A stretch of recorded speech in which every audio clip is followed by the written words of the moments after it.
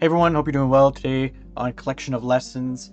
I'm going to be talking about assets versus liabilities because I know that I've talked about a few things the last few videos about property and that type of thing. This is a collection of lessons, I call it. It's things that I've learned, over the last 5 years or so. I come out every Friday, and everything on this channel is not anything advice I say, so I might just be talking gibberish. So what I want to get into basically is assets versus liabilities, because people don't really understand them, and just because you put something as an asset down on a piece of paper when you're applying for something doesn't mean it actually is. To me, anything that makes you money is an asset. Anything that costs you money is a liability. And people get this confused because the same thing could be an asset and a liability depending on how you use it. Let's go into the first example, which is the best example. Most people think a house is an asset, when in reality it's a liability. It costs you money. In a previous video I say that it's always deteriorating, keeping the same value. It's not really appreciating or depreciating. It's staying the same as inflation. It is a liability because it's costing you money to have it. Things break down, it's always deteriorating, right? That same house can be an asset if it makes you money. Well, how does it make you money? Well, if you rent it out. If you rent it out, you're making money off of it. It is giving you money, right? If you're living in a house, you can, pretend and say, well, it's saving me money, right? I could be paying rent to nothing, but really, it's a liability because it's costing you money. It doesn't matter if you're saving money or not, it's not making you money, right? You can't just sit in a house and be like, I'm retired now because I have my own house. Well, no, because it's always deteriorating. I don't care if you have a mortgage or not. It's always deteriorating. It's a liability.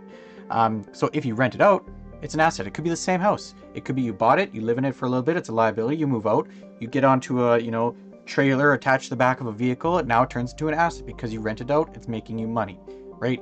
It's always deteriorating, just like before. And you just need to have, some cash set aside for that, hopefully. But it's making you money. So that's the biggest, I would say, myth, I would call it, that people kind of buy into is my house is an asset when really they live in it and it's a liability. Just getting that out there. That's my point of view, and that's my anything advice. But the second thing is a car. We're going to draw a fancy car. This car has 2 wheels from side view. This car, if you drive it, it's a liability. This car over here, if you rent it out like a car rental place, it becomes an asset. It makes you money. People get this confused when they say, well, I drive my car to my work, therefore it's an asset. No, the act of you driving the car does not generate money. Sure, you get there, you make money at your job, and then you come home, but the car doesn't need to be involved in that at all. You could live next to it, you could take the bus, you could take whatever. You could take a plane. Does that mean that it makes money? No. It means it's a liability, and it's your thing that's dragging you down while you make that hourly rate or whatever at your job. It's a liability because it's deteriorating, plus it's depreciating, every year, because cars are the worst, in quotes, investments, which I don't think they're investments, they're just property. But that same car, if you drive that car for Uber, it is now an asset. You need that to drive people around to make money, therefore your car is making money. It is still depreciating, it is still deteriorating, but the act of having the car and driving it is what is making the money. So that's the next example that a lot of people have confusion about. In my opinion, that's basically it. If it makes money, it's an asset. If it's if it's costing you money, it's a liability. Sure, you have liabilities in the assets, like you have to fix things or whatever, and that's when basically you want to have assets greater than your liabilities, because that means that you profit, right? Profit.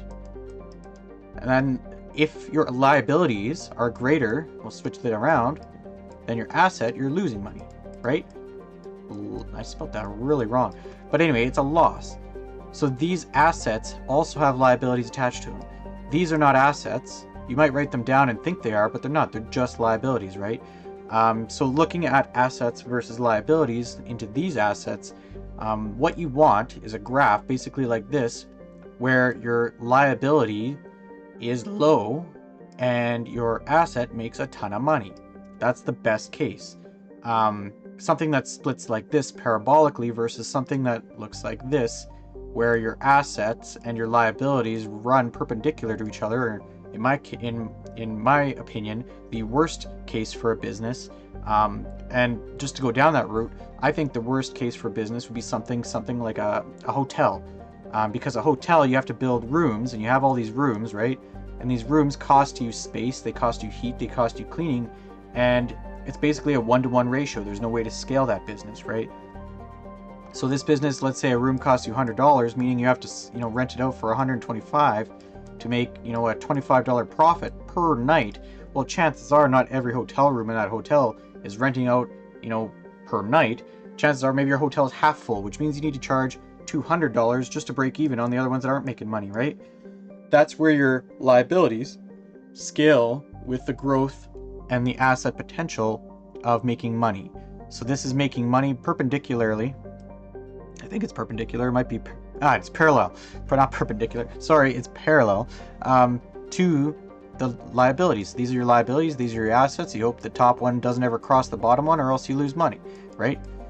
In a case like this, especially ones that are like online or whichever, you sell something online, let's say like on Amazon or somewhere like that, right? Where you have like a startup fee or something like that, where it's just a little bit off the top. And of course, every business is going to have some sort of initial, I'd quote, buy-in, where you need to like register your domain name, you need to register, your business, whatever that is, right? Every business has that. But after that, after you figure out, this product sells really good on Amazon, and Amazon takes a cut every now and then, right? And then you got to worry about shipping and all that stuff. But it doesn't scale the same. It doesn't scale parallel to your expenses. Your expenses aren't going up with your business, right? So yeah, the best case would be something like up here in Canada, we have Skip the Dishes, right? And Skip the Dishes can, give everybody all these terminals at restaurants, and it really doesn't cost them anything extra. They buy a tablet, they give it to something, and then from that point on, they just make a ton of commission, right? Every time that a sale goes through, they make money. Online businesses, very same thing. And basically, I'd say any traditional type business would be more like this one, where you have like a brick and mortar store where you buy a bunch of product, you hope that it sells. A lot of times things don't sell, and then you're left with this, flattening loss when your liabilities cross the assets, which is unfortunate.